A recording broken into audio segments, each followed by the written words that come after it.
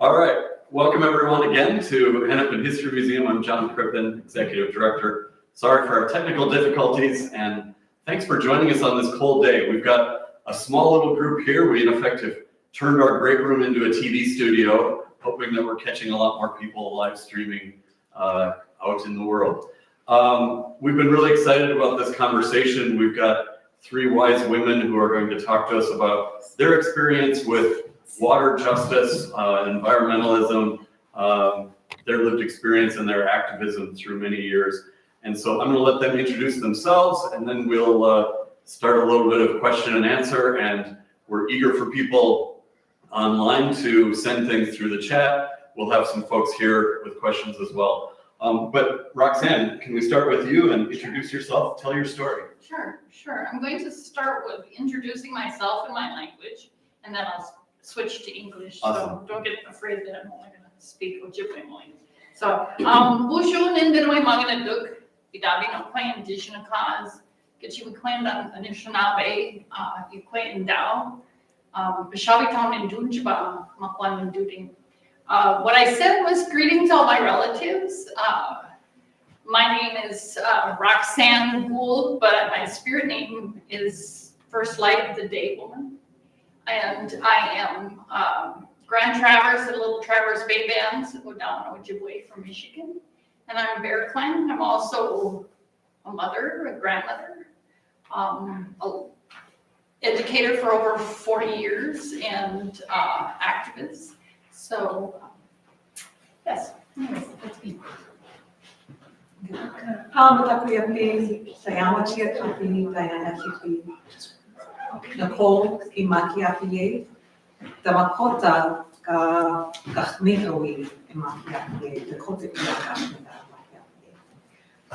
Iápi Okhódakičhiye, So, hello, my relatives. My name is Nichole. I am Dakota. I come from the Standing Rock tribe in North Dakota, and today I live in Minneapolis, and I'm happy to be here. Hello, and my name is Sandy Spieler, and I am from German ancestry, and I'm not native to Minnesota. I arrived here after college, so met the waters here at that time and fell in love with them, which has really propelled my work as a water advocate, as an artist, and as a mother and educator. Thank you. So thank you all. Maybe Sandy, let's start at your end and come back. Just tell a little bit about big moments in your life or projects that you've worked on. And the easy open here is, why are we here doing this? We've had a year and a half or so at Hennepin History Museum exploring environmental history, thanks to our exhibit about the Circle of Water. So tell us about the Circle of Water Circus and what flowed into that and what's flowed after that. Okay. And our background as well. So Yeah, thank you for inviting us here, me here, and the exhibit here as well. My story with water, my personal story, some people have heard already, so forgive me if I'm repeating myself, but when I came here, everybody said, oh, you have to come to the Boundary Waters. And I'm like, the Boundary Waters, what is that? I'm not from a family that was a camping family. We go up there and it's wilderness area and we have to be in a canoe, etc. I've never been in a canoe. I'm scared, but I'm very willing to go. So please take me out, and before we go into the wilderness, drop me out of the canoe and see if I can get back in. So that night at the dusk, when we arrived at the entry lake, we're in the canoe and they upset it and I fall into the water. And I feel the silk of that most amazing clear water that looked black, that was so clear, and how it smelled and all on my body. I felt it totally as a baptism of such. And then after being in that water environment for 2 solid weeks, coming back out again, seeing the first electric wire, I just started weeping. And I felt it so strongly. I didn't know that much about the native grounding of Minnesota yet. I was very new, but I felt it. And I said, if this was my home ancestry, I would be so angry, so angry. But it propelled me forward. I never forgot about that. It tied with a pamphlet that I had gotten from a friend in Japan who sent me called Give Us Water. And I'm like looking at it, it's about when the bombs went off in Hiroshima and Nagasaki, and the land was on fire, bodies were on fire, trees were on fire, people screaming, give us water, give us water, give us water. And I heard it as a cry for literal water, but also the deeper, deeper spiritual water, the water of peace. And it wasn't long afterwards that I was at Pahasapa, Isapa, for the International Survival Gathering. And I heard into the night the elders talking about the water, the water, the water. And I'm pretty young. I'm like in my mid-20s. And it was before we had water in plastic bottles, thank goodness. The people had their flasks. And I realized that the most important guest at that conference was the water that we had, because it was the windswept prairie. And at that conference, the elders said, go back to your homes and do whatever you can for the water. Do whatever you can. This is the national sacrifice area. And I'm like, whoa, okay. I'm an artist. I don't know what I can do, but I do live close to the Mississippi River. And so I started walking to the river. I started being with the river. I started feeling the river. And I started gathering teams of people together to do little stories about the water, to do bigger stories about the water, outdoor stories, indoor stories, gathering, until we got together a team of 25 adults, 5 children, and 2 dogs. And we traveled on the river that fateful summer of 1983, all the way on the Mississippi River, stopping in towns along the way, simply to try to get people to turn their faces to the water again as a lifeline, as the connection of all, rather than the sewage line that it had become. And that's really is what brought forward this circus, this exhibit that's here. We chose a form of popular entertainment. People hear, oh, a circus, I'll come to that. But then when they come, and every act is about the water, the history of the places that we were in, all who use the water, the animals, people, the conquistadors, the new conquistadors of greed and excessive pride and fear, with the everyday people. By the time we left, we had towns all along the way of people who just went, oh, we get it. And so continued doing works about the water, and talk about some of that later, but that's the introduction of actually why I'm sitting here, because I'm so grateful to the History Center for doing this exhibit, and to all of you for welcoming me to this region and teaching me deeply.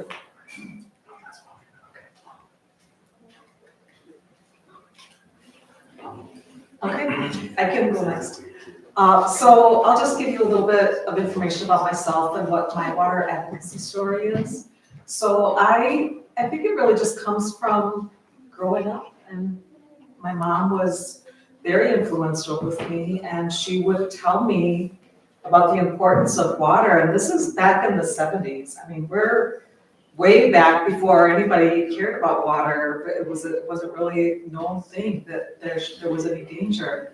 But she was telling me about there was this prophecy that there's a danger in our water system, or there was going to come a time when we weren't going to have access to clean water. And that stuck with me, and it's played a part in my entire life, my whole perspective. And while you don't really know something as a teaching, it was just something that was always said. It really shaped my perspective. And you know, I was active in college. We did environmental education. So really it was just doing things, increasing education of the student body, of the community that I was in, all the efforts that I made as a student, as an activist, came into my life as an adult. And then life happened. I went to corporate, I did that. But then I came back and I started learning the language in 2018. I really became part of, kind of came back into my community. And being from Standing Rock, we were part of the No Dapple movement. And if you guys all remember the Minnie Water is Life, those words are words that are sacred to us, but it's something that everybody knows about. Everybody here knows what that is and what it means, that water is life. And that's so important. The No Dapple movement brought 100,000 people to a little tiny place in South Dakota, Standing Rock Reservation. And in 2017, when the pipeline went live, the camp closed and everybody went home, but the fight's still going on. And they're still operating with no easement. There's no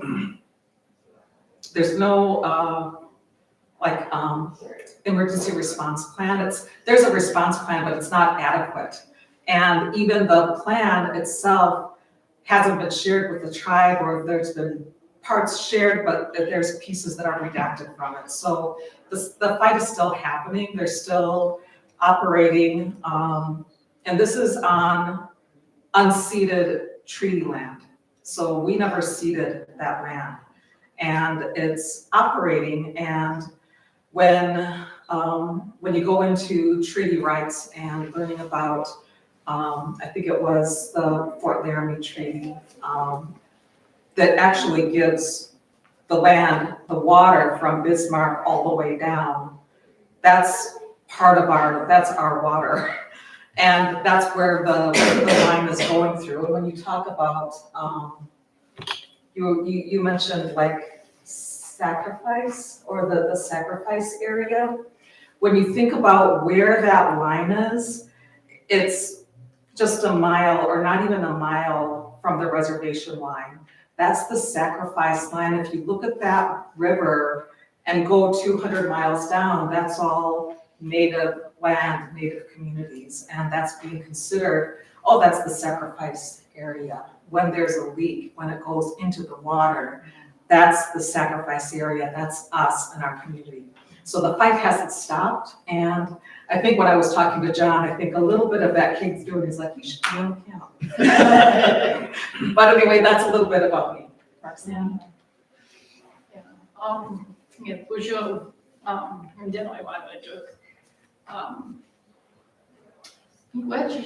Sandy and Nichole. I'm appreciative of both of the work you do as an artist, but I also especially want to recognize Nichole as this is her homeland. This is Dakhóta homeland, and the rest of us are all, even if we're native, we're settlers to this place. So it's important that we carry ourselves in a good way as Dakhóta people would want us to. So I really appreciate that. Yeah, I really appreciate your words and things that you said. My work, I think, is of course influenced like everybody else with my early life. My grandparents were very influential in shaping my values. They lived very minimalist lives close to the land, growing food, harvesting animals, and that was, we didn't go to the store to buy meat. We hunted it and fished it, and so when you live a life like that,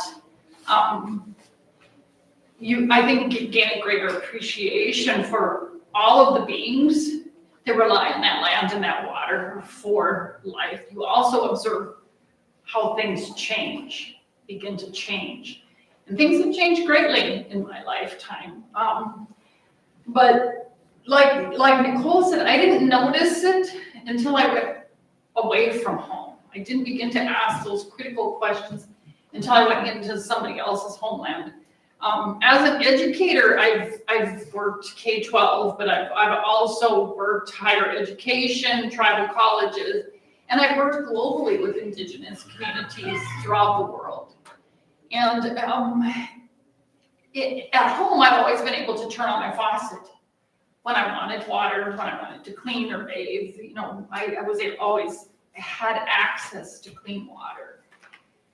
But when I traveled to like Africa, to Namibia, who had just won their independence from South Africa, they were talking about something called the new apartheid. And that was because, and it was one of the driest places on earth, it's mostly desert. And it's also was very poor. People had to go purchase a card and put it in a central pump in their village and to get water to drink, just for their, their daily needs, to cook and to bathe. And it was a real hardship. And I thought, wow, that would, I hadn't even imagined having to go through that, to do that. And then I also did some work in Bolivia and working with Aymara and Kitchiwikwendong people. And they talked about that they could always rely upon 6 glaciers for their water. But because of climate change, climate chaos, which they had nothing to do with, because they were a very poor country. They didn't create it. It was created by wealthy countries like the US and Europe and China, places like that. Their glaciers were melting. They were losing their water. When we were there, 5 of the 6 glaciers had melted. And then I had heard the last glacier had finally melted. So people were having to figure out how to take time off work to go to water wagons to get their daily ration of water. And I worked in Mexico too. In Mexico, they would shut off the water during the afternoon in this place, and you'd get 2.5 gallons and that was it. That was all you get. And I think when I get home, I start asking questions about how much water do we use here in the United States per person? That's 80 to 100 gallons of water. In Mexico, it's 2.5 gallons for a whole house, for their water needs. How much do we pay? How much do we pay for our water? How much water are we using to create products like blue jeans? Was it 2,000 gallons to create a pair of blue jeans? So all of these things, I started asking these critical questions and thinking, I need to do something. Well, my job has been being a teacher, so I thought, well, I'm gonna teach my students. I'm going to research this, I'm a researcher as well. I'm gonna teach my students and hopefully they will make different choices than my generation, generations before me made about their use of water. So the job that I just recently retired from was at the University of Minnesota Duluth. I worked teaching in all the Indigenous education courses, and then I also taught graduate students in environmental education. I taught the Indigenous environmental education course for that. But the best part was being able to help students to shape their research and to help them to find access to some of these really important, not just articles, but people and things that are happening in the world that a lot of times our media doesn't even speak about. So, and then I've also become involved now as a retired person in trying to work more locally with my communities. I served on the Bassett Creek Water Management Commission for a while because we live in the Dakhóta Iápi watershed, which is part of the Mississippi watershed, which is the 4th largest watershed in the world. But yet it's one of the most polluted watersheds in the world. And so I worked with them. I also worked and fought fiercely to try to save a little wetland in Golden Valley that they were mowing every winter to put ice skating pond when they have 16 ice skating ponds in a town of 20,000 people. So they would mow it and scrape it, and so they would destroy all of this. And the last time that they did this, it was just beautiful how it had come back, and it hasn't come back since then. And as a part of that wetland, there was also 2 little muskrats, parrots that lived there. And if any of you know Anishinaabe cosmology, you know that the little muskrat, was the one that saved the world, helped to recreate the world after the Great Flood. And after they scraped and poisoned and did all the things, I never saw those muskrats again.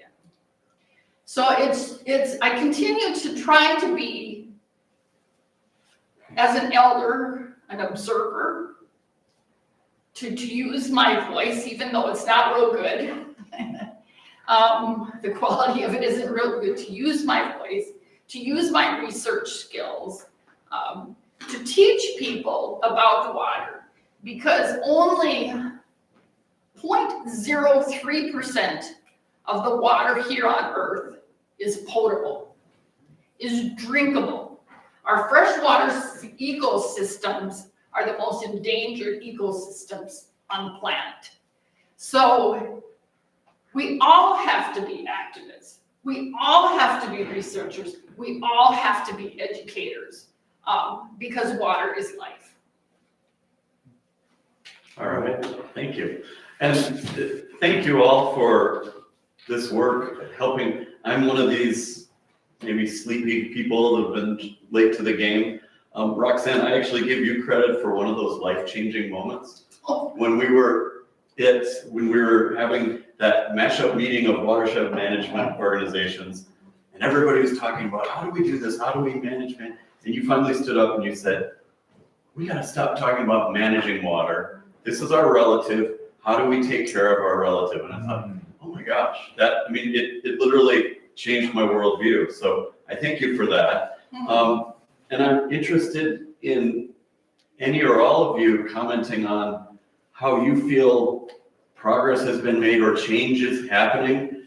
Roxanne just kind of brought us to a point of, there are many, many problems, but are you seeing some places of progress and hope?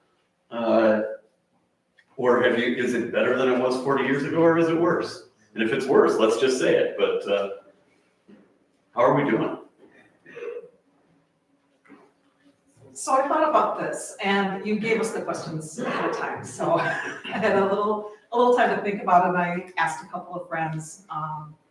And I know that you were saying the Mississippi's polluted, but I think that we do have to give a nod to the Clean Water Act, and it actually has improved. And our river is pretty clean, and I think it is thanks to the Clean Water Act. But I use our drinking water. I have confidence in our drinking water. There's a lot to be said on the negative side, but I'm a user of city water. I also think there's a lot of, in our little bubble that we live in the Twin Cities, I think there's a lot of people that really have come to learn about the importance of the little feeder streams. And people know that the pesticides used in the yard are gonna go down the street, and they're gonna go into the sewer, and then they're gonna go into Minnehaha, and they're gonna go, or whatever little feeder stream is going. We know where our water goes, and we know that that's where we drink. So I think that knowledge has definitely increased. Going back to the Mississippi, I'm not a naturalist, but there's a lot of loss in the things that keep the river healthy, right? The mussels, the little animals, the little fish, and there was a specific mussel, like a native mussel, that's actually returned to the Mississippi, and that's again because of the care. And we've taken a little back, and I know there's more to go, but there's a couple of things that are a little brighter. Yeah. From my perspective. I think there are some things that have made a difference, but there is still some huge problems that need to be addressed. The things that I have seen that have made a difference is dam removal. In my community, the Boardman River, my tribe helped to remove a dam on the Boardman River, which was terribly polluted, particularly because of logging and stuff from back in the day. And once they removed the dam, the river started to rejuvenate and clean itself, and it's much, much cleaner than it used to be. The same thing like with the Klamath River out west. They're seeing salmon where they haven't seen salmon for, I don't know, 100 years or something like that. So I think those kinds of things are positive. I think that, yes, the Mississippi River here. Right. There's a little bubble. Once it coincides with the Minnesota River, which is terribly impacted by agriculture, you can't, if you go out to Granite Falls, to Upper Sioux, people there can't even swim in the river. They can't even step in the river. You know, the sad thing about it is so much of where the Dakotas live, the water is so impaired, they don't have much of a relationship with their natural waters anymore unless you go up north. And so it's deeply, you know, there's still a lot of work that needs to be done. I've been spending a lot of time doing research on wetlands because the Golden Valley used to be all wetland. And found out that Minnesota has a Wetland Conservation Act, but in the last 20 years, over 800,000 acres of wetland have been lost. And this act has been around for 30 years. So we're not going forward, we're going backwards. And wetlands are vital and crucial to helping to not only maintain our ecosystem, but you know, ecosystems across the world, and again, are some of the most endangered ecosystems there are. 40% of all our biodiversity exists in wetland. 25% of the species on the endangered species list are connected to wetlands. So I think there's good things that are happening when people make an intentional effort, but if you're just gonna pass acts and not do anything or not monitoring them, then no, I don't think that's good. I think some of the land back efforts that have been happening in indigenous homelands are really positive, and even more positive if they have an ability to have say about the waterways that come through their homelands. If they don't, then it's going to continue to be very challenging because we have to have a relationship with those waters. And they find that another positive thing. What is it? 6% of the people on Earth are indigenous. Is it 6%? Is that something? Yeah, but they occupy 25% of the land, or 25% of the land.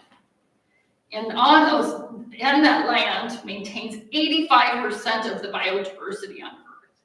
So where indigenous people govern, live, control, I don't like the word managing, but manage, the land and the water is healthy. It's healthy. So to me, the answer is to be in consultation minimally with indigenous peoples, because this is all our homeland.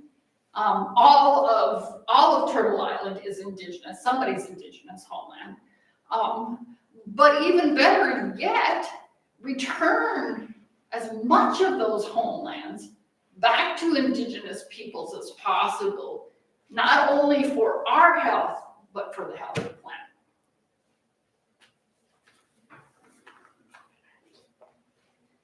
I mean, yeah, yes. I can only speak in generalities, not the really specific research things, but to say that the work that I've done with all of the people from In the Heart of Beast Theater who have been part of these water shows throughout all the years, beginning with the work leading up to the Circle of Water Circus, going into Invigorate the Common Well, which was another whole, there was 3 segments of deep research into the quantities of water, the qualities of water, and the commons of water, the relationships of water. To do that kind of deep research and try to find images that can be performed in schools and churches and community centers where people can instantly understand what the processes and the general concepts are. Like that watershed thinking, that the whole watershed, so Minnesota is like amazing in that we're headwaters of the Mississippi that drains how much, but by the time it reaches the Gulf of Mexico, it's a dead zone. Why? And to understand that if we can nurture and take care of and share how that happens with the next town and the next and the next and the next and the next and all the learning that's coming from here, can that change? And the sense that water is one universal system, but it's legislated, I don't even like that word either, taken care of at its very local point, and how to connect each of those local points to understand into the watershed thinking. So just the importance of continual research and knowing and staying with it and learning the most current information. I'm having the experience right now of putting together this show called Are You Thirsty?, which is going to open in a couple weeks. was mostly researched 15 years ago, and to see if this is now current. And that was taken from the big body of work of those 3 episodes that I mentioned that had the title, Come to the Well. What if you come to the well and the well is dry? It's about the quantities of water. The next one, Beneath the Surface. What is the water quality? I mean, that question of the water we use here ends up in the dead zone. And then decorate the well in gratitude, like how to be building that sense of reverence and continual personal relationship to the water, which comes so gracefully as teachings from the native grounding in these places. How to make something that can go into school, like I said. What's the best way, I'm also a water walker. I've participated with Sharon Day and all the water walkers, carrying water as an act of prayer, as a belief that every footstep reverberates onto the homeland and into the health of that place. And how can people learn specifically of their daily practices with the water that might be unintentional, but that are completely harming the water. And I just always like to think that people are wanting to do what's right. So the title of this show that's going to be here, Are You Thirsty? Is to say, oh, are you thirsty? Oh, and are you thirsty? And oh, little kitten, are you thirsty? And oh, crow, are you thirsty? Is a question where if people even just have that concept of how water truly is life. We're so used to that phrase, water is life. But honestly, I was working on a mural in Bloomington this summer, and those words were painted across the top. People coming across the Cedar Avenue Bridge, they're coming up the steps. Water is life. Oh, yes. Oh my goodness, thank you for saying those words. Oh yes, the first time that they've heard those words make me think that I live in a bubble. And I don't want to be in a bubble, but I want to be taught by that bubble. And then I want to figure out ways of how to be like that water that seeps into another place, and. So thank you for bringing that up. I was hoping we could get to that. That's actually the image we used for this event, was from that mural that you created this summer. Oh. One thing that strikes me in different ways, you've all been talking about, we're here locally, we're just a small, humble little local history museum, but these international connections, it's a world of water, and all of the things that you talked about, Roxanne, and the image that's for this event is that spiral with water in different languages. So do you have any more comments about how we can help people connect across the political boundaries that we've created to do this work? Yeah, I think as you were talking, I was thinking about, you were talking about things that are happening in different parts of the world. You had asked us about people that influenced us. One of the people who influenced me is Kealoha Ishgota. She's a Kanaka Native Hawaiian person who has worked tirelessly for, almost 40 years now, to save their sacred mountain, Mauna Kea. But I had first met her, it's been almost 25 years ago now. And she took us up and she just has continued to educate people. She has continued to show up anytime there was any type of actions or policy or legislation or new movement towards telescopes that were being put up there in the name of science. But they were also destroying the mountain, including the water, which is the highest water in the world. That lake that is there is the highest water in the world, because Mauna Kea is the highest mountain in the world when you look at it from the base to the top of the mountain. But one of the things that she always would say that just really struck me and brought it home for me is, even though that's way out in the middle of the ocean, she says it's all one water. All of the world's water is all one water. You know, it affects us all. So what happens here when they pollute this lake, this aquifer on this island, it eventually ends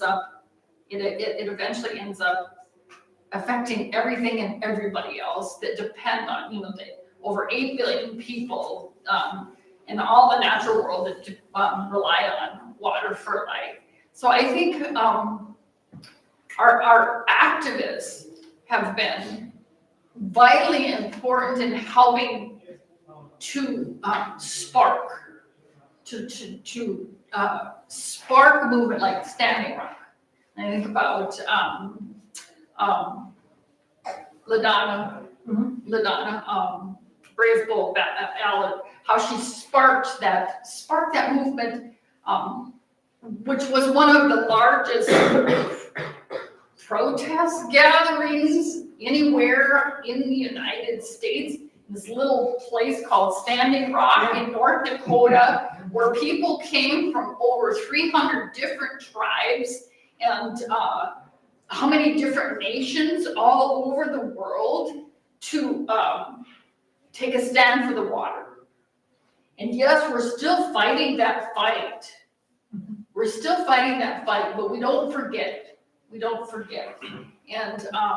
a lot of people that were part of that movement went home and they're fighting in their own communities as well.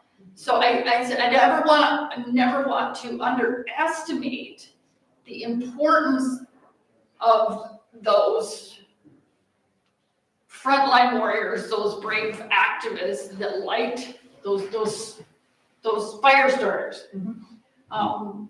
Because I think for a lot of us who are educators, we're like, oh, okay, there's something really important happening over here. I need to find out. I need to teach my students about this. Even though I was only at Standing Rock for 2 days or something like that, you know, I don't consider myself one of the people that really held that place, but I continue to, I learned from it and I taught others. So that's. Any other thoughts about pulling the people together? Often Roxanne just says it all. Well, just to reiterate, the more that you can remind people about what the connection is through the water. I mean, that our bodies are 75% water, you know? This is a little silly maybe to bring it up, but Yoko Ono had a song that she sang about something like, we're all rivers from different something, that's why it's so easy to meet. I'm sorry, I can't really say what it is, but I just thought, wow, there's someone who's saying it in the song as Yoko Ono, right?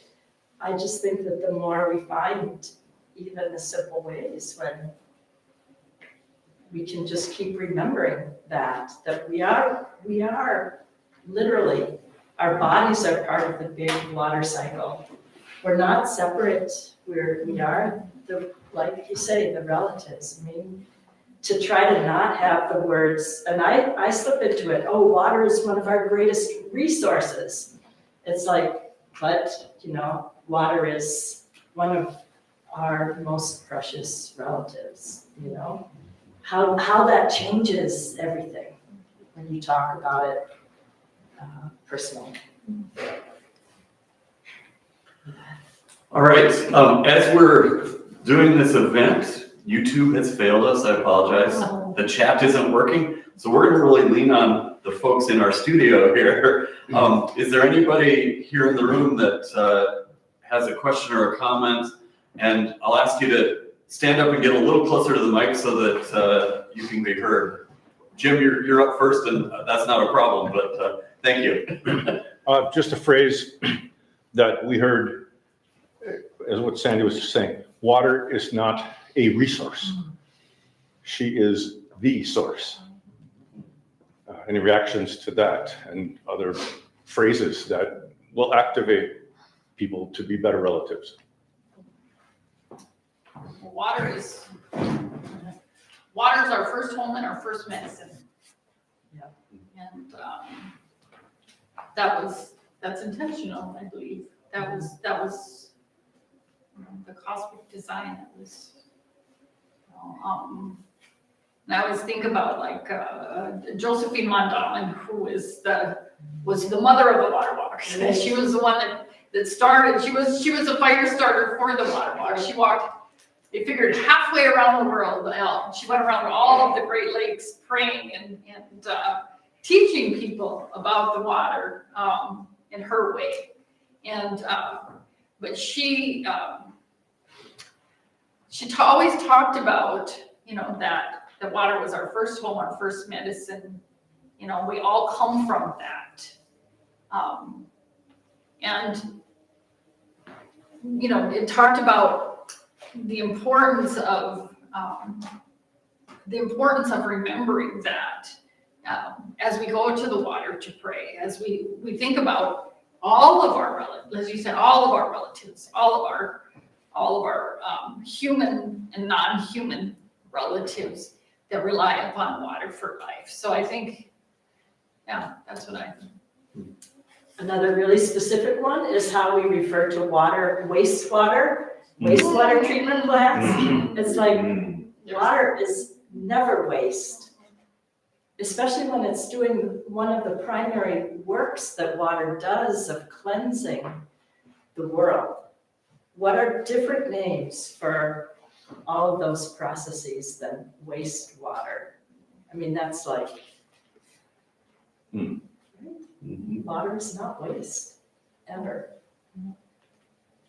Yeah, for me, what strikes a chord is the water is medicine, and that piece, we want to live with intentionality.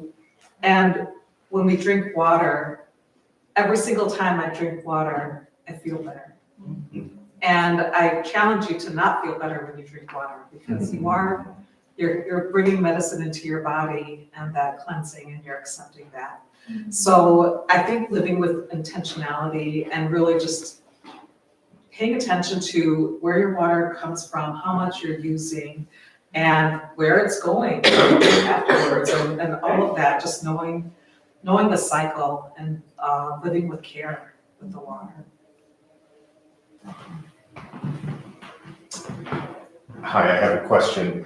I was lucky enough to spend some time down at Dakhóta Iápi walking through that wetland with a woman named Fern Rendell. And she showed me how many of the water systems, now that Indigenous people have been there on the property, interacting, walking through, harvesting, a lot of those water systems are coming back and cleaning up. Yeah. A lot of species are returning. Yeah. She cited a few little fairy shrimp and things like that.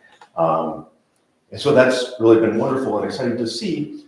And in my experience as well, that those times when people can get into those water systems and interact and find things that are useful. So in study of permaculture, we talk about harvesting the surplus, sharing the surplus, and that if there are reeds and plants and things that we can use and things that we can interact with, that are sharing those things is food for the next system. And so the waste, so-called waste of one system is food for the next system. And so as a teacher, I'm struggling with ways to think about how to get my kids into water systems. I don't think we can do that in class, but I think that's going to be a real avenue of healing and health. And so I wonder if, I'll just continue to listen for ideas to feed into the classroom and into education to get people interacting with those systems. You can't get them to go out? I can get them down to the lake. We walked down to Breuma together from Southwest High. We're close to Minnehaha Creek and Lake Harriet. So we do get out to the lake, but I don't think getting into the water and feeling the, systems. Take the next step, do it. Fern talked about how she said the Dakhóta are weaving people and that they would harvest reeds and weave them. And that way, that's one way to interact with those water systems and wetlands is to get plants that one could weave. And there's hundreds of plants that are medicine and food along those waterways as well.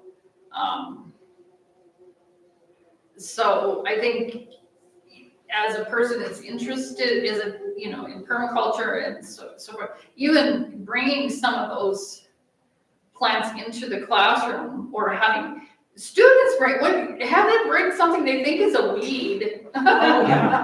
It's a weed because Hope Flanagan always says there's no bad plants. There's no bad plants.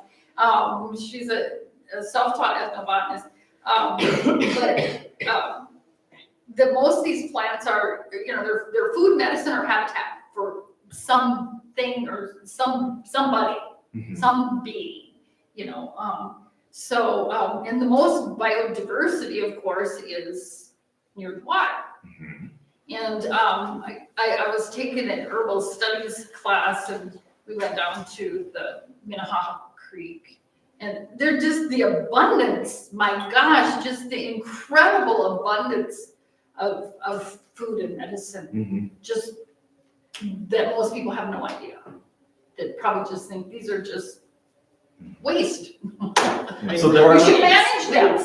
So there are no bad plants. Would you acknowledge there are plants in the wrong places? Do we need to worry about that? Or that because of human encroachment and overdevelopment, and because of the use of chemicals and so forth, it messes up the whole ecosystem. So you have sometimes some of the plants that should be there get pushed out by things that shouldn't be there because they've been brought in from Europe or China or whatever. So some of that has to be, you have to create clear spaces and create spaces for plants that are part of this ecosystem to flourish.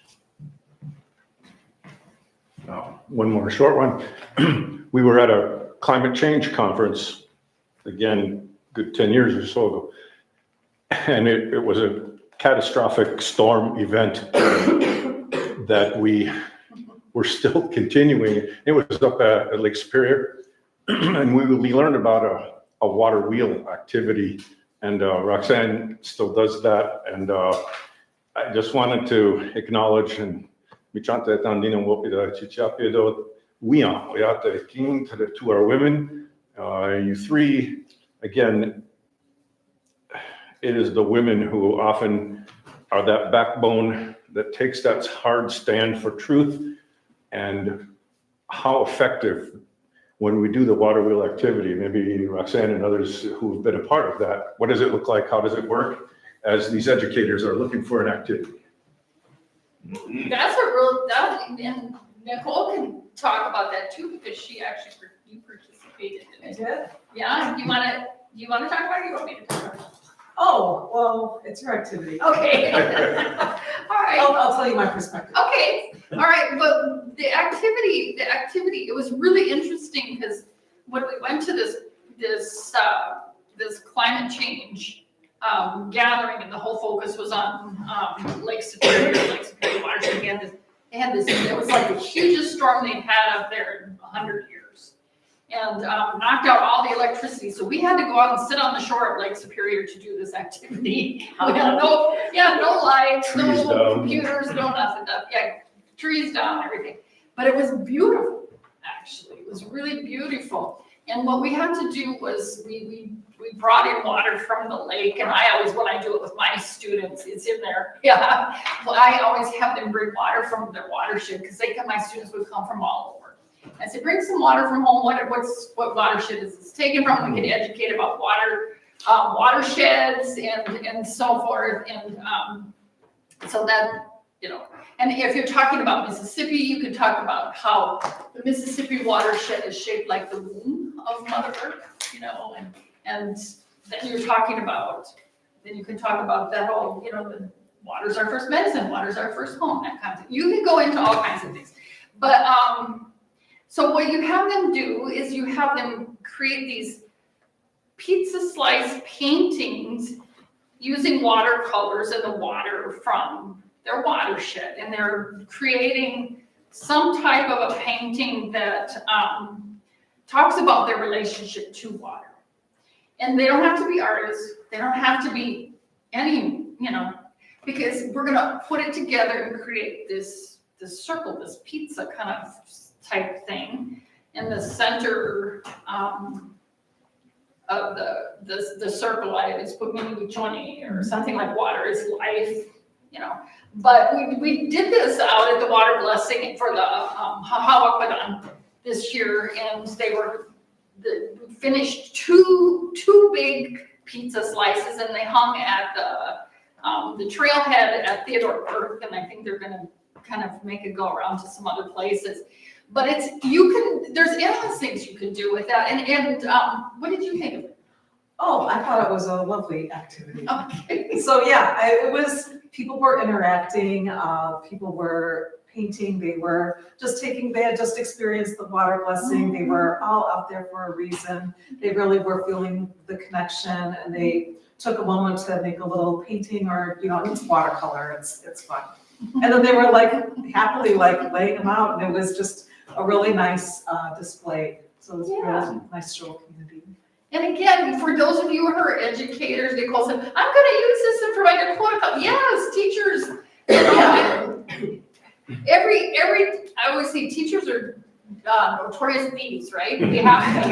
We have to be in order to find good things to bring in. Then we adapt them to what we teach, right? Absolutely. So as a Dakota teacher, we want to teach the language and do an activity. So we would be doing the same activity, but using the Dakota words and showing them the Dakota verbs. So as you're doing the activity, you're doing it in the Dakota mindset, and that's really going to seal the language in. So that's kind of our approach that we take with that. Whole body experience. Right. And so a similar activity, it's not the same, but a similar activity I did was, if you guys are familiar with the First Scout, I know you are, Jim, but you can look him up online, but he's got a land map, and he's just did a Google map, and it's all of the place names throughout Dakota country, and it's Dakhóta, Lakota, Nakota. He's got all of the place names. He's got sightings of, what is the Dakota name? Where is this from? Who sighted it? And you can even help make your own sightings. So for the activity, I would go through and, they would look at some place names that I've picked out for them. And then they would kind of maybe look at, look around the map and look at the places that are important to you. What kind of, where are you seeing there? And then we would transition it to an art activity where we would take some time and use the watercolor, again, from the watershed that you're around. Usually if we're outside, we'll just go into a pond and here's the water we're using, so then we would use, take some time to make their own map of the places that are important to them. And invariably, after we've looked at all of the different waters in the lakes, they're giving me a story of their own self and the water that's important to them around it. That's always figured prominently in their maps. After we've done that, and we've gone through, the story, how do you say lake? It's Bidet, or Bideda, little lake, or Wakwa, Wakwara. So we would teach them all those words, and then look at these maps, and then they would make their own map, and they would really make it personal. So that's an activity that you can take into your classroom. I'm looking at my notes right now that I came here with my coming to water maps, where the kids would generate their Oh, own maps. yeah. It's done. Lin-Manuel Miranda did this for the teaching materials for the play In the Heights, and he did a map of Washington Heights. And he marked all the things in the map that are important to the story. And so, including the language that people used in Spanish, Spanglish is the lingua franca up there. And so we did that for In the Heights, but then now I'm trying to do it for our coming to water understandings. And so that's, Yeah, if you go to the Could you say First that Scout, name again? the First Scout website, if you just look for the First Scout, and on his page, he's got a link to the Google map that he's created with all of the Dakhóta, Nakhota, Lakota place names throughout this area, like Minnesota, North Dakota, South Dakota, Canada, Nebraska. And it's pretty broad and it goes all over. in our schools, we're so lucky now that Marlena Miles has the beautiful map of the Twin Cities area, and we see it around MPS all the time, because she included so many of the terms and art and language of all the bodies of water. Absolutely, her maps are beautiful. So Nichole, you've anticipated what I was going to do, maybe to wrap us up is, could you close us out with helping with some of this language?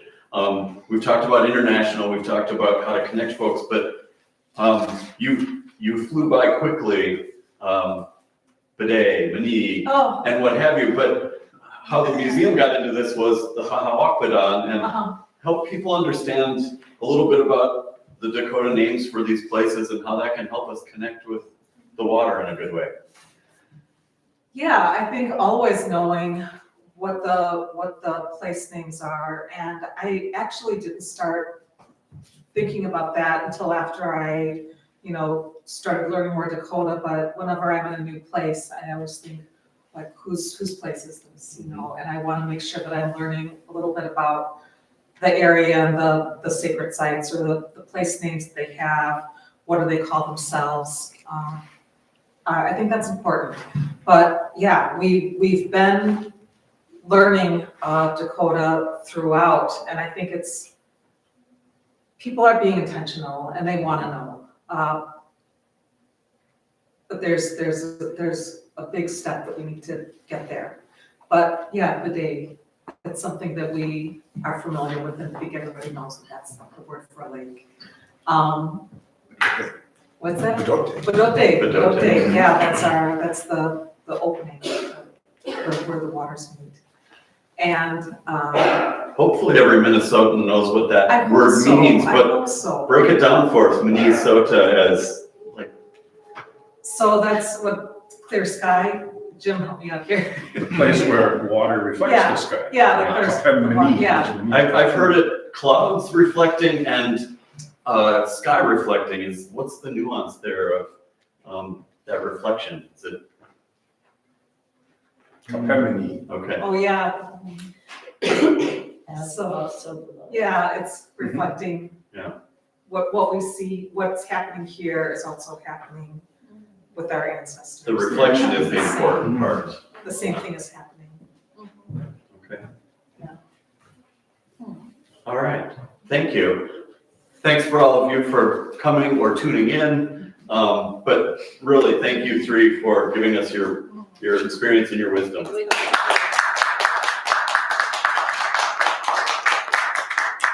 And don't forget, put on your calendars, January 2nd and 3rd, here at Hennepin History Museum, we'll be doing Are You Thirsty?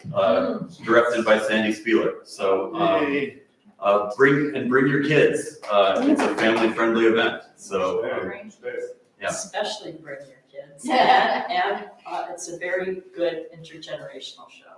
Right. So thanks again. Okay, all right, which, We should get a picture of us standing in front of that. yeah, I know,